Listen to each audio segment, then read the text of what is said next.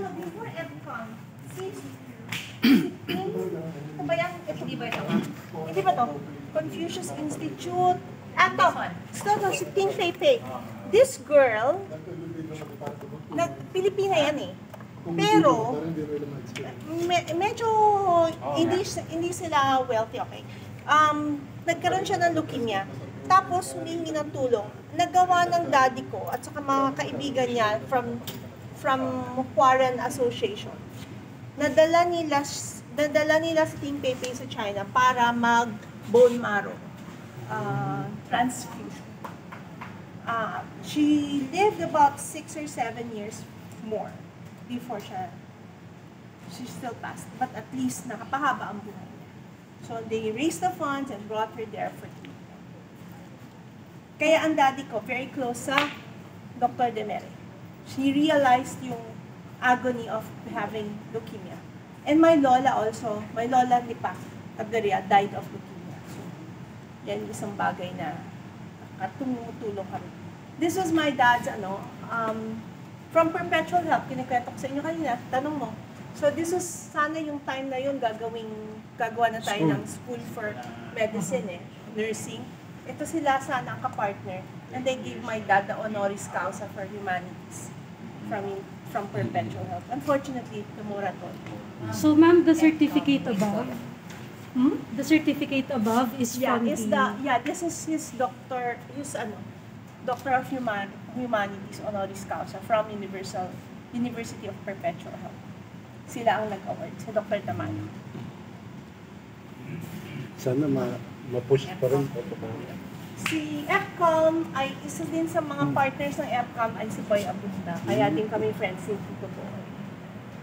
Yan. Ito ayan si Ting Peipei before the operating room, before siya ipasok sa bone marrow replacement. So yan talaga mga hindi namin kakilala, hindi namin kaano-ano. Kamusta na ho si Ting Peipei ngayon? Oh, she passed after 6 to 7 years. But na-extend po kayo niya. This is my Lola Tableria. This is the original, the OG. Ito ang parents ng mami ko. Vicente Ke Africa, Vicente Quejo, kasi Uncle Jun is Vicente Ke Africa. Vicente Quejo and Conchita Chanque. Ito ang original Tableria Lipa. So dito ang aming original home sa Lipa Ancestral. And then yung Caltex sa Redemptorist, this was in yung very first Caltex? Very first Caltex, yeah. That's my... Tagal ito pala. Where's my lolo? Maliit si lolo, matangkad si lola. Ayan si lolo. Si lola. Si madam yung nakalihim sa... Ito si mami. Tapos ito silang magkakapatid. Ito si Uncle Junke. Ganyan siya kaliit. Si mami ko ito. Yan pala dating mamang Luzon spinning mill sa... Ito ang Luzon spinning, bago mag-Quezon World Mall? Yes. So, tinago namin yung signage yung nakita nyo doon. Ma'am, short kwento naman tungkol sa Tableria Lipa. Paano po siya nakatulong sa mga Lipeños at that time, especially during the war? Tableria Lipa kasi, bali ang lolo ko, 12 years old, umalis ng China. Nagbaka sila, ending nila sa Dagupan City. Ang dami nun originally sa Dagupan na dumadaong. Katapos, finally, he found his way to Lipa. Sa Lipa, nag-trader siya. Benta, hanggang sa napuksan nga niya ang Tableria Lipa. Ang Tableria Lipa ay maraming pautang sa ating mga kababayan dito What sa Lipa. do you mean by Tableria? Tablahan. Tabla hardware, construction, semento, pero talagang tabla. Ang nasa isip ko yung tableya ng chocolate. Kala ko tableya. Tableya naman ito, mga bata ko. Walang alam. Kasi nasa isip niya, pagkain na naman eh. Tinan mo naman katawan, no? Ang tableria, no? Tabla. Tableria. So, years and years, meron kami sa baba ng Tableria. Meron kami dyang... Where is it located, ma'am? Machine. Where is it located? Ano na po yan ngayon? Ang present, Mang Inasal. Mang Inasal ngayon. Tapat na Sa McDo. CM Recto. Yes. Tapat na McDo. Kung ang original idea ng mall ay hindi dito. Diyan. Sa may kita. Ibig sabihin, ma'am, Yan mismong lote niya. nakasabayan po niya yung Pantoja. Hindi rin po. Hindi. Hindi. Nauna na. Nauna. Tingnan mo naman yung kulay ng picture. Picture, oh. Hindi yung signage. Kasi doon din sa Pantogan. Opo. Oo. Sa area. Tama. Kasi bata pa kami, tableria na yan eh. Diyan kami sa taas nanonood ng pistahan eh. Ma'am, Ang lolo ko nung namatay, 2001, he was past 90. I think it's 93 or 94. Yung kanyang filing cabinet, maraming collection envelope. Kakadaming pautang. Hindi na, wala nang kolekta. Sinunod na namin yan. Nangamatay na ang nangutang. ma'am, ito ba si... Sino po ito? This is Mayor Ruben Umali. Kasi yung Yes. madami. My lolo, Don Vicente Ke. Don Vicente Quejo. This is Mayor Ruben Umali. Halos most of the time na nag-build kami dito, si Mayor Ruben Umali ang mayor natin. Ma'am, yung di ba Chinese Chamber of Commerce? Yes. Si Lolo was one of the founding officers or members, or baka presidente pa, hindi ko alam. But siya yung isa. I guess siya kasi yung Chinese ambassador dumating, siya yung nandyan. I guess siya yung pinaka-boss. Let's assume that. Kasi bata pa si Auntie Betty, kaya maaga pa sa panahon ko yan. Ito yung bunsong kapatid ng mami ko.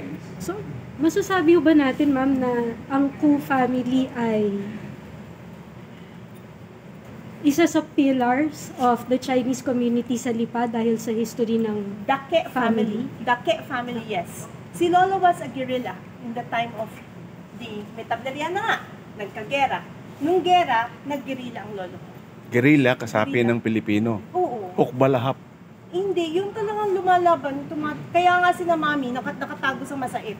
Pero si lolo, Sumapi sa hukbalahap. hindi ko alam. Hukbong laban sa Hapon. Oh, basta nasa guerrilla si Pala lolo. yung dati ang fiesta, no? Ma'am, baka pwedeng ikwento niyo yung miracle of your Okay. lolos. You have time for a kwento? Okay.